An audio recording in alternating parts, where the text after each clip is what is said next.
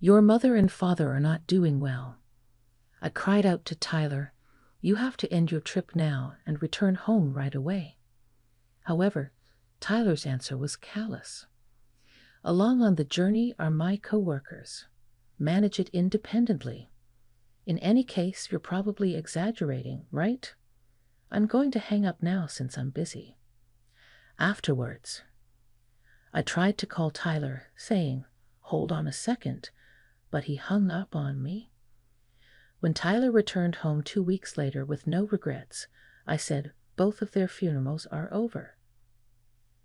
With a perplexed expression on his face, Tyler stopped and asked, what do you mean by both their funerals? Are you attempting to trick me with some cruel joke? He inquired in a panic. It's not a joke. Didn't I call you 2 weeks ago to tell you that your father and mother were critically ill? I answered. But why so suddenly? Tyler was at a loss for words. My name is Jessica Atkins. I'm 56 years old and a full-time homemaker. I used to work in the administrative department of a major company, but I left the job when I got married. I met my husband, Tyler, during college. When I became a college student, I joined the tennis club. The reason was simply because a friend invited me. I had never played tennis before. I just wanted to have fun and make friends. That was the feeling when I joined, but the reality was different. At that time, Tyler, who was the head of the tennis club, was a strict guy aiming for national tournaments. For Tyler, it didn't matter whether you had experience or not. It was all about skill. Every day, Tyler would relentlessly serve the ball during practice, and if you couldn't return it, he'd berate you. Being a novice, I couldn't even make contact with the ball using my racket, and Tyler would scold me for it. Jessica, are you kidding me? You're just in the way. Go pick up the balls or something, Tyler said, effectively kicking me off the tennis court. I felt so humiliated by Tyler's insults. I was always relegated to just picking up balls, barely ever holding a racket. Out of sheer frustration, I practiced my tennis swings and form even at home. Perhaps my hard work eventually paid off. One day, as usual, Tyler served the ball, but this time I managed to powerfully return it. Tyler, seemingly having expected me to miss, stared in shock, but in the next moment he exclaimed, Jessica, that was incredible, with the biggest smile on his face. It was in that instant that I unexpectedly fell head over heels for him. After that, Tyler continued to be strict, and I kept trying to keep up with his intense training regimen. Then, one day after some time had passed, we had an evening out drinking with friends in our group. We had a get-together once a month to deepen our friendships even outside of our group activities. On the way home from one of those gatherings, I happened to be alone with Tyler. Out of the blue, he confessed his feelings to me. I've fallen for you, Jessica. I want us to be together. I was taken aback. Tyler had never shown any signs of affection towards me, but I had feelings for him too. So I replied, I like you too. Let's give it a shot. That marked the beginning of our relationship. Tyler wanted to keep our relationship a secret from the club members so as not to affect team morale. Still, I was so in love with Tyler back then. I was just happy to be with him. We continued dating even after we both graduated from college and got married when I was 26. At Tyler's request, I left my job upon our marriage. I'll always be by Tyler's side from now on. Back then, I was head over heels, daydreaming about a dazzling future with Tyler. 30 years have passed since Tyler and I got married. In the early days, we went on frequent dates and were very close. But after 30 years, things had become somewhat routine. I stopped caring as much about my appearance as I used to. Back in my 20s, I used to wear trendy clothes and was pretty fashionable. Every time I went on a date with Tyler, I remember putting on a full face of makeup. But look at me now. As long as I'm dressed, I don't care much about coordinating outfits. I've grown to love loose skirts with stretchy elastic waists more than those with zippers. Now that I'm a stay-at-home wife, I rarely see other people, so I go barefaced from morning till night. I can't even recall the last time I wore makeup. Some might think I've let myself go. Compared to my 20s, my body has changed quite a bit. I was fairly slim back then, but not anymore. I've put on weight and now resemble the before pictures you see on weight loss shows. Maybe this change in appearance is one of the reasons our relationship has become routine. Gradually, I feel like Tyler's view of me has shifted from wife to mom, even though I'm not his mother. He occasionally jokes, "Mom, can I have another coffee?" By the way, my mother-in-law is still around and lives in an apartment about a 10-minute walk from our house with my father-in-law. So we live close by but separately. My in-laws are wonderful people and always show concern for me. Because they are so caring, I wanted to be there for them, so I visited them often. But lately, my in-laws' health has been declining. My father-in-law has been battling a serious illness, and the doctors say there's not much more they can do. Tearfully, my father-in-law told my mother-in-law and me, I want to spend my last days at home. So he was discharged from a hospital and is now receiving palliative care at home. Looking after my father-in-law on her own, my mother-in-law seems exhausted and her expression has darkened. Being a stay-at-home wife, I help with my father and mother-in-law's care almost every day. But living with him must be tough for my mother-in-law. It's hard, Jessica. Just for one night, could you stay with us? She asks with a vulnerable expression. I'm sorry. Tyler comes home at night. It hurt, but I had to turn my mother-in-law down. I see. Upon hearing my refusal, my mother-in-law murmured with a look of despair. Every night, I have to take care of Tyler. Tyler is quite the dominant husband and doesn't lift a finger to help around the house. He just throws his dirty socks anywhere. Of course, dinner has to be ready and warm by the time Tyler gets home. Leftovers are absolutely out of the question. If he finds out, there's no telling how much he'll lash out. Once I couldn't get home in time for Tyler's return because I was taking care of my father-in-law. The moment I got home, Tyler, with a face as red as a beet, yelled at me, "You should prioritize me over my dad. I'm your family, remember?" I wanted to point out that my father-in-law is also in his family, but I kept quiet. If I had argued, Tyler would have just shouted even louder. Because of things like this, I always have to prioritize Tyler. Every day feels so constricted. Being a stay-at-home wife, I feel guilty and can't stand up to Tyler. I couldn't help my downcast mother-in-law and could only look at her with concern. Lately, Tyler's been coming home late a lot, and Tyler never lets me know. Sometimes he even comes home on the last train. Today, too, Tyler got home past midnight. I'm back. Tyler greeted me cheerfully. His face was red, and he seemed a bit tipsy. Did you go out drinking again? You've been coming home late a lot lately, I said, holding the bag Tyler handed me. It's my money, and I'll spend it however I want. You're just a stay-at-home wife, so you should just obey me, Tyler retorted gruffly. But don't you think it's too frequent? Who are you going out with every time? Their families might be worried too, I hesitantly asked Tyler. Maybe Tyler's been forcing people to go drinking with him. Tyler's been with the company for a long time and holds a position of authority. It's hard for most to say no to someone like that. Tyler then replied with a smug smile. It's all good. I just always drink with the same coworker. Plus, the guy lives alone and is single. He's always happy when I buy him a drink, Tyler said smugly. I couldn't say anything back being a stay-at-home wife without much say in matters. Then I had an idea and decided to talk to Tyler about it.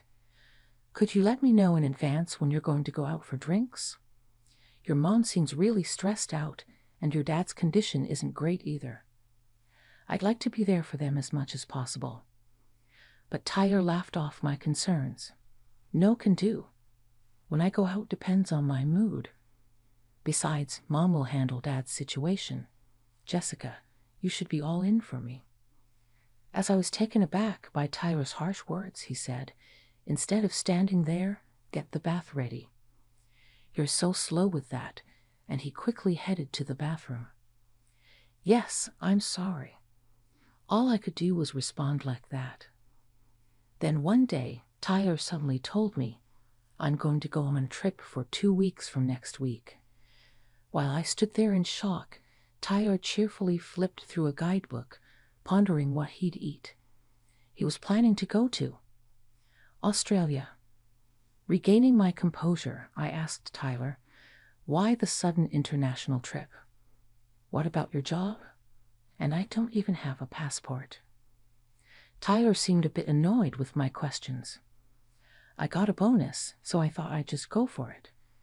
I've already requested a PTO from work, and I'm not going with you, Jessica, so you don't need a passport, right? Tyler answered nonchalantly. I haven't even had a proper honeymoon since we got married. Who are you going with? I asked Tyler. Even for day trips, Tyler would say it's a waste of money and never took me along. Now this sudden international trip seemed suspicious. I stared intently at Tyler. Tyler retorted, I'm going with a guy from work. Now get dinner ready already.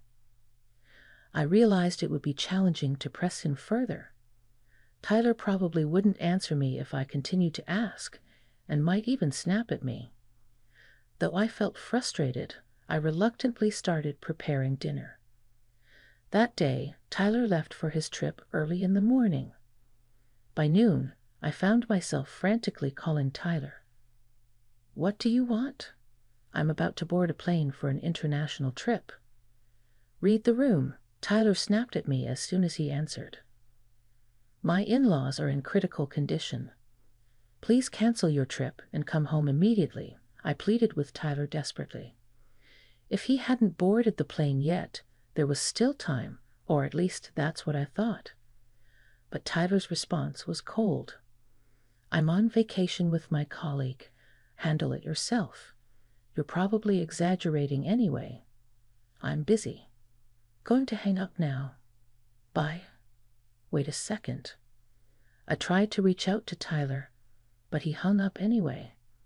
No matter how many times I called back, he didn't answer.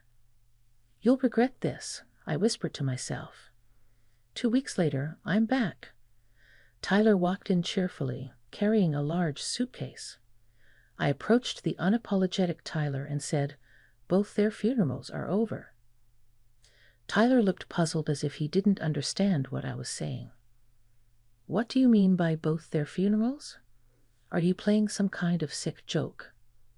Tyler, clearly panicking, questioned me. I sighed deeply at Tyler's flustered demeanor. It's no joke. Don't you remember? I called you 2 weeks ago, telling you your parents were critically ill, I replied to Tyler's question. But why all of a sudden? Tyler trailed off, unable to find the words. When I went to visit your parents, they both had collapsed with pale faces. I called an ambulance in a panic, but the doctor said they were both in critical condition. Your dad needed care for a while now, and your mom had been looking unwell recently. Just a series of unfortunate events, I guess. I explained to Tyler with a detached tone about the events leading up to my in-laws' critical condition. I'm truly heartbroken that my in-laws ended up like this. I was visiting my in-laws' house almost every day and still couldn't save them in time. To this day, I regret not going to their place sooner, but right now I'm just so angry at Tyler. My in-laws are his real parents, yet Tyler chose himself over them until the very end. No matter how much I pleaded, Tyler always prioritized himself. Remembering the tired look on my mother-in-law's face just makes me even angrier at Tyler. Tyler, with a grim face, remained silent. He probably can't come to terms with reality. I decided to press Tyler further. It's your fault, isn't it? Choosing a trip with your colleague over your own parents. Did you enjoy your vacation? I asked Tyler with a sly smile. But Tyler just stayed silent, so I decided to probe a bit more. Well, I guess a trip with your lover is fun, right? 2 weeks seems a bit long, though. When I said that, Tyler, as if resigning himself, began to talk. You knew? Yeah, I've been seeing Baker from work. She's over a decade younger than you, and she comforts me. It seems Tyler was indeed cheating. His recent late nights were probably because of his affair with Baker. As I stayed silent, Tyler, thinking I had accepted his confession, began to talk more.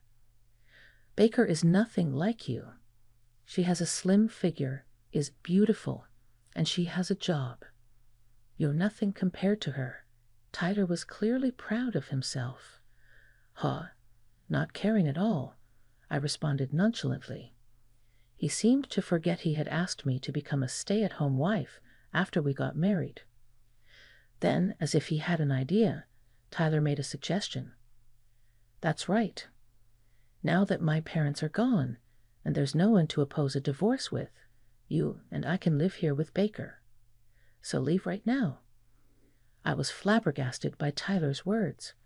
Up to now, I'd been a stay-at-home wife, always deferring to whatever Tyler said. I had no regular income of my own, and part of me lacked the confidence to move out and support myself. But after seeing Tyler prioritize a trip with his mistress over his critically ill parents, I didn't want to be with him anymore. Fine, I'll leave right now. Goodbye. And with that, I packed a minimum amount of stuff and left the house. A week after I started staying at a budget motel, my husband Tyler called my cell. Hello. As soon as I picked up, Tyler jumped in.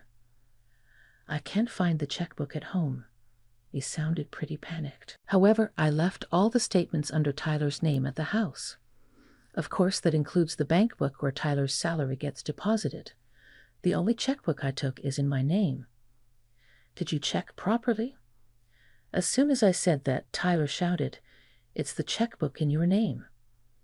That account had a pretty good amount of money, right?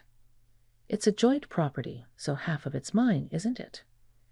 After recklessly spending on trips and whatnot, I couldn't believe Tyler was now bringing up joint property. Holding back a heavy sigh, I calmly responded, The money in that checkbook is from gifts I received from my family and savings from when I was single, so it doesn't count as joint property, you know. Tyler, sounding frantic, replied, That's a problem. I nearly spent all of my last month's salary and bonus on the overseas trip. I thought I could cover the shortfall in our living expenses by withdrawing from your account. Up until now, I'd kept my checkbook in a drawer where Tyler could easily see it. I had no intention of hiding it from Tyler, so Tyler must have sneaked a peek at the balance. I've moved out, Tyler, so I have no idea about your living expenses. Maybe ask for an advance on your paycheck. I firmly declined Tyler's request. Then I added just to give Tyler a heads up. By the way, you might want to assume that there's hardly any inheritance from your parents.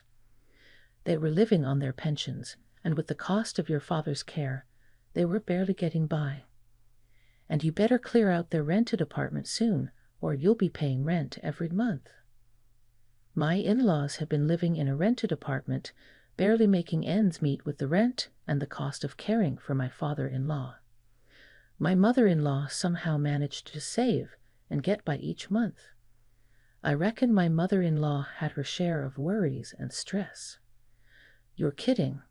Tyler sounded shocked over the phone, so I decided to give Tyler the final blow. I have no responsibilities to help you out. You are on your own, I declared cheerfully. Why? Tyler's voice was full of disbelief. Tyler is already struggling with money, and he's probably panicking. Moreover, he's lost my in-laws and has no one else to turn to. I've already lost my real parents. How can you be so heartless? Are you some kind of monster?" Tyler cried out, venting his frustrations at me. Despite having kicked me out with no income, he seemed to have forgotten that I have no sympathy for Tyler, who's lost so much. It's all Tyler's fault, so I laughed and replied, "Well, you cheated. Don't expect me to help you out after what you have done." Hearing the word cheated, Tyler flinched. "I don't want to ask the company for help. If the company finds out about Baker and me, it'll be a disaster." Tyler's voice was shaky, but it was not my concern. "I don't even know the face of Baker. It's you and Baker who did wrong in the first place, right?" I challenged Tyler. "I hope they both lose their social credibility. I've got nothing left to lose. Whatever happens to them, it's none of my business." "It's all my fault. Just help me out this time, please," Tyler pleaded with a voice full of desperation. "No way. You're going to regret this big time." I told him that and ended the call with Tyler. Tyler and I eventually got divorced. At first, Tyler was reluctant to agree to the divorce, mainly because of the financial issue, but in the end, he was persuaded by the lawyer I hired and signed the divorce papers. Tyler always acted arrogant in front of me and my in-laws, but was very submissive in front of others. He's the kind who's all bark and no bite. That's probably why Tyler couldn't stand up to a professional like the lawyer and ended up being told what to do. Our properties will be split equally, all thanks to my lawyer. Tyler had almost exhausted his savings on a trip abroad with Baker, so he was tight on cash. My lawyer guessed that Tyler would be very uncooperative, but in the end, I was pleased with the situation. Now, about what happened afterward. It seems Tyler is living paycheck to paycheck, having difficulty supporting himself. On top of that, he had additional expenses like cleaning out and paying rent for the rental apartment of my in-laws, and apparently he got dumped by Baker. Initially, Baker was very ambitious and got close to Tyler for her own career advancement, but the affair was exposed right after we got divorced. Tyler got demoted, and it seems Baker got transferred to a remote branch. If Director Atkins is getting demoted, I don't need him anymore. Thanks for everything, that's what was said, and Tyler got dumped. Though Tyler got demoted, he didn't get transferred within the company, so he seems to be feeling out of place and uncomfortable now. Being dumped by Baker and all alone, Tyler has contacted me through my lawyer. "I messed up. I broke up with Baker, so I want another shot with you." That's what I heard through the attorney. Since I've already blocked Tyler's calls, it seems like his only option is to relay messages through the lawyer. Knowing Tyler's usually timid nature, the fact that he's pleading with the lawyer like this tells me he's really backed into a corner. On top of that, he's been saying things like, "I'm seriously out of money right now. Can you lend me some from your savings back when you were single? Please," making demands that don't benefit me in the slightest. Even the attorney seemed taken aback by this, and related to me with a chuckle. I guess Tyler's going to have a tough life from here on out. Frankly, I hope he continues to struggle and squirm. By the way, I got in touch with Baker through the lawyer, and she responded in a very respectful way. I was told through the lawyer that she said, "When I was with Mr. Tyler, my expenses were quite low, so I had fun with his money, but it did not last long. Please tell her I deeply regret everything." It seems she was never really interested in Tyler, just his position. Tyler was head over heels for Baker, and to see him ruin his life over it, it's quite pitiful. Thinking of Tyler's misfortune made me smirk. Since then, I've decided to get back to work. Would you believe it? I took a part-time job at a convenience store. It's my first time in customer service, but it's surprisingly fun. I was initially worried about being on my feet all day, but once I started, time just flew by, and it's a blast. Beyond working the register, there's ordering products, frying snacks, and a lot more for convenience store work. I even get to use my housekeeping skills with the cleaning tasks. I've heard from the manager that if I work hard, I could become a permanent employee. Apparently, there have been others like me who made the transition. Being in my 50s is like being at the halfway point in life. Being divorced, I initially thought my future was bleak, but even at this age, I'm discovering new things and having a ball. I want to keep looking forward and keep on moving. That's how I feel right now.